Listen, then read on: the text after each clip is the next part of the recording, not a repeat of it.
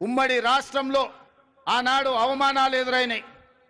తెలంగాణ రాష్ట్రంలో నిర్లక్ష్యానికి లోనైనం.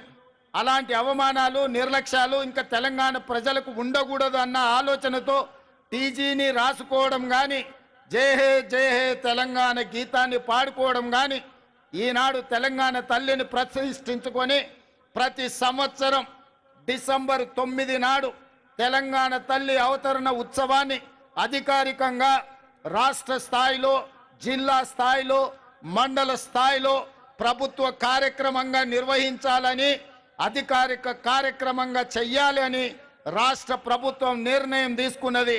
భవిష్యత్తులో ఈ నమూనాను మార్చాలన్నా, ఈ కార్యక్రమాన్ని ఎవరైనా అవమానించాలన్న ఆలోచన చేస్తే చట్టపరంగా వాళ్ళ మీద చర్యలు తీసుకునే అవకాశం కూడా ఉంటుంది. అందుకే 4 కోట్ల ప్రజల యొక్క ఆకాంక్ష మేరకు ఈ నిర్ణయాన్ని తీసుకున్నాం.